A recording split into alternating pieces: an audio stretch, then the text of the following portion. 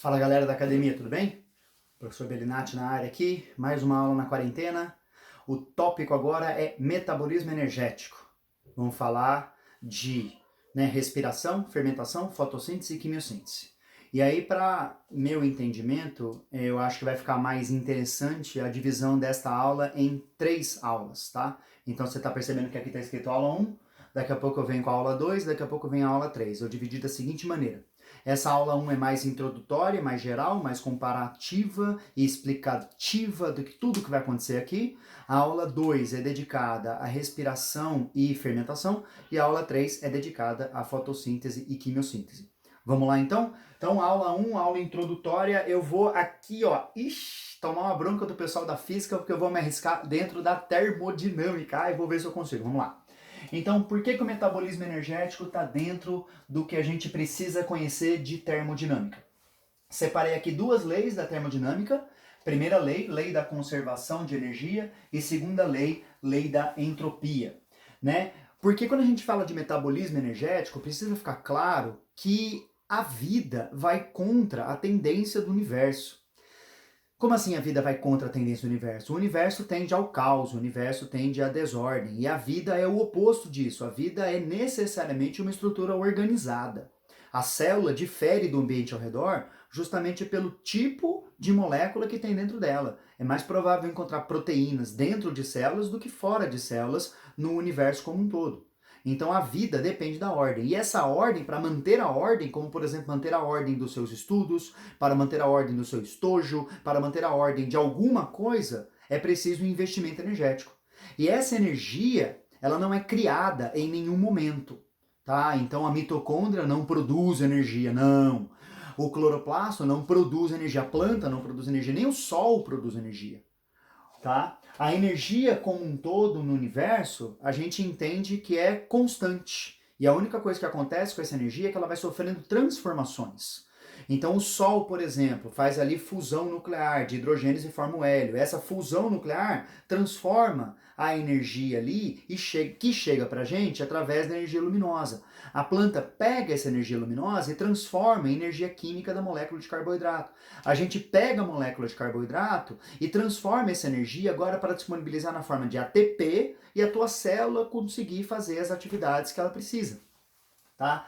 Então, lei da conservação, a energia não pode ser criada nem destruída, ela é apenas convertida de uma forma em outra. Claro que a gente tem perdas aqui, os rendimentos serão relativamente importantes. E a segunda lei da entropia, que em todas as trocas e conversões num sistema fechado, o potencial energético do estado final será sempre menor do que o do estado inicial, ou seja, a biodisponibilidade da energia vai diminuindo. Então, nem toda a energia que tem numa molécula de glicose a gente consegue aproveitar. Uma parte é perdida na forma de calor, que é uma energia que não faz muito sentido, que a célula não consegue utilizar. Mas que é importante, por exemplo, para o nosso organismo, mamíferos e aves, para manter a nossa temperatura constante. Então, vamos lá. Num sistema biológico, a gente tem esses eventos aqui acontecendo. Então, a luz lá do sol incide sobre a folha de uma planta, essa planta realiza a fotossíntese.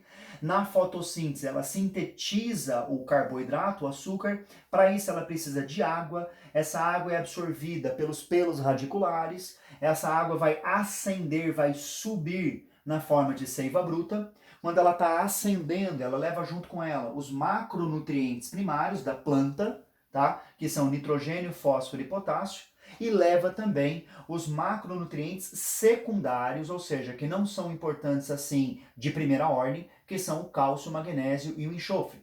Também leva os micronutrientes, como o cloro, cobre, o boro, o manganês, o ferro, o molibdênio e o zinco, tá? E aí, essa seiva bruta que chegou lá em cima na folha e ocorreu o processo de fotossíntese, ela desce agora como seiva elaborada pelo floema, subiu no xilema, desceu no floema, e além de tudo isso, ainda tem na própria folha, porque essa planta aqui é um organismo eucariótico, também tem mitocôndria, além do cloroplasto, faz respiração, faz a oxidação da glicose, e no processo de fotossíntese, vejam, ela está liberando o oxigênio, capturando o CO2. No processo de respiração, essa mesma planta, durante o dia, libera o CO2 e captura o oxigênio. A gente espera que haja um mínimo de equilíbrio entre essas duas reações para que essa planta consiga crescer. Então vamos lá, durante o dia eu espero que ela faça mais fotossíntese que respiração, porque durante a noite eu espero que ela faça só respiração.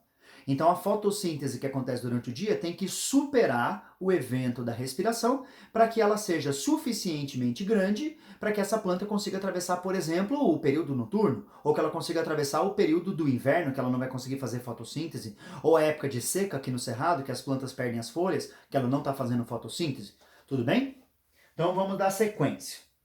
No processo evolutivo, desde a origem da vida lá, mais ou menos 3,8 bilhões de anos até o momento atual, os eventos de fotossíntese e respiração, né, vêm acontecendo com uma intensidade maluca, só que numa ordem que a gente está descrevendo aqui. A gente entende, né, os estudos que são mais aceitos pelos vestibulares hoje em dia, dizem que a primeira forma de vida era realizadora de um processo heterotrófico, ou seja, ela capturava a molécula orgânica disponível no ambiente. Essa molécula orgânica foi produzida de acordo com a hipótese, né, de Oparin-Haldane, que fala que as condições da Terra primitiva permitem a formação de moléculas orgânicas, e que o Miller provou no experimento dele que aminoácidos sim são possíveis, mas a gente está extrapolando aqui para carboidratos, tudo bem. E aí, nesta atividade de degradação da molécula, na ausência de oxigênio, processo anaeróbico, portanto, produzia-se o CO2, liberava-se produtos intermediários aqui, por enquanto eles não vão ser importantes para a gente, e alguma coisa de ATP, por exemplo, 2 ATPs. Esse CO2 liberado na atmosfera, mais outras condições como mutação de material genético, como pressão evolutiva, fizeram com que uma nova possibilidade acontecesse há mais ou menos 2,5 bilhões de anos. Então percebam que daqui para cá, arredondando grosseiramente, tem 1 bilhão de anos. Então 1 bilhão de anos dos seres vivos fazendo apenas a respiração anaeróbica. Depois foi possível a fotossíntese. Como é que a gente sabe que é fotossíntese? Porque eu estou pegando carbono inorgânico, eu estou colocando aqui para reagir na presença de luz e gerando carbono orgânico. Então essa síntese na presença de luz de molécula orgânica, uma fotossíntese, permite agora não só a recuperação da matéria orgânica disponível no ambiente, como também a oferta agora na atmosfera de oxigênio. Vão perguntar bastante para vocês sobre esse CO2 e esse oxigênio, falando que a planta converte o CO2 em oxigênio. Não é verdade. A planta não converte o CO2 em oxigênio. A resposta eu te dou lá na aula de fotossíntese. E aí, com esse oxigênio acumulando na atmosfera, mais ou menos 500 milhões de anos depois, foi possível a realização da respiração aeróbica, que oferece aí um melhor aproveitamento. Então a mesma glicose, sendo agora quebrada na presença de oxigênio, libera muito mais energia, que a gente observa aqui na quantidade de mols de ATP, do que na ausência de oxigênio, fazendo aqui uma combustão completa, liberando gás carbônico e liberando a água. Certinho? Vamos passar adiante. Quando a gente compara fotossíntese com respiração, a gente tem essas equações gerais para avaliar. Normalmente, a gente observa a reação da fotossíntese por essa equação que está aqui, simplificada, cortam-se essas 6 águas daqui com essas 12 águas daqui, ficando nenhuma água aqui do lado dos produtos e ficando apenas 6 águas aqui do lado do reagente. É uma possibilidade. E aí faz-se um paralelo com essa equação aqui da respiração, que a gente tem 1 mol de glicose, 6 mols de oxigênio, gerando 6 mols de CO2, 6 mols de água e um valor elevado de energia, quando comparado com a energia derivada do processo de respiração na ausência do oxigênio. Aqui, por exemplo, seria uma respiração por fermentação alcoólica. Como é que a gente sabe disso? Porque esse aqui é um álcool, a gente percebe pela ênfase na hidroxila que ele tem aqui, e também porque está sendo liberado o CO2, só a fermentação alcoólica libera o CO2, fermentação lática não libera. Vamos olhar melhorzinho para essas equações de fotossíntese e para essas equações de respiração, quando a gente vai falando exatamente na aula de fotossíntese e na aula de respiração. Essa é só uma aula introdutória, não se esqueça disso. E aí, para a realização dessas atividades de respiração e fotossíntese, a gente precisa lembrar da aula de organelas. Lembrar especificamente daquele ponto da teoria endossimbiótica. O que diz a teoria endossimbiótica? A teoria endossimbiótica diz pra gente que um procarionte ancestral fez associação com procariontes aeróbicos de vida livre e isso deu origem à mitocôndria. Por exemplo, aqui uma célula animal que tem núcleo, portanto é um eucarioto, e que tem mitocôndria, então podemos esperar que ela seja uma célula capaz de fazer respiração celular aeróbica. Beleza? Do outro lado aqui da figura, mais perto de mim, a gente teria este procarionte ancestral fazendo associação com os procariotos aeróbios e também com procariotos fotossintéticos, as cianobactérias. Quando faz essa associação aqui com cianobactérias, então eu tenho a formação do cloroplasto e, por exemplo, a formação de uma célula vegetal. E aí, algumas informações precisam ser adicionadas a essa imagem, que é muito comum em materiais que vocês estão usando na internet ou então em livros didáticos que vocês podem ter em casa. Primeiro, que não é o mesmo conjunto de aquisições de procariontes que leva a uma diferenciação de uma célula animal de uma célula vegetal. São processos independentes. Então existe um conjunto de procariotos que se associa com procariotos aeróbicos, ou seja, esses procariotos aeróbicos aqui que dão origem à mitocôndria já são capazes de fazer a respiração aeróbica. Então eles são anteriores à mitocôndria. Então quem surgiu primeiro? A respiração aeróbica ou a mitocôndria? Muito bem, para quem disse respiração aeróbica. Porque com a respiração aeróbica desses procariotos, os eucariotos conseguiram então a sua mitocôndria. Beleza?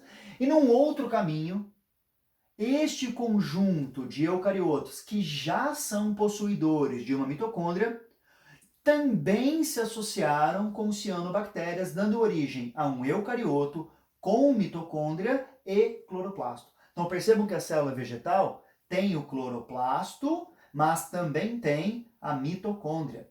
Por isso que lá naquela nossa primeira imagem eu coloquei a plantinha fazendo fotossíntese e respiração ao mesmo tempo. Ela faz as duas atividades, não se esqueçam disso. Muita gente erra a questão de bioenergética ao dizer que uma planta só faz fotossíntese e um animal só faz respiração. Para o animal, de fato, só respiração. Para a planta, respiração e fotossíntese, fotossíntese e respiração. Então, pronto, né? O que eu queria falar para vocês nessa aula introdutória de metabolismo energético está dito. Nossa próxima aula, a aula 2 sobre esse assunto, vai ser sobre respiração e fermentação. E a aula 3 vai ser sobre fotossíntese e quimiossíntese. Até lá!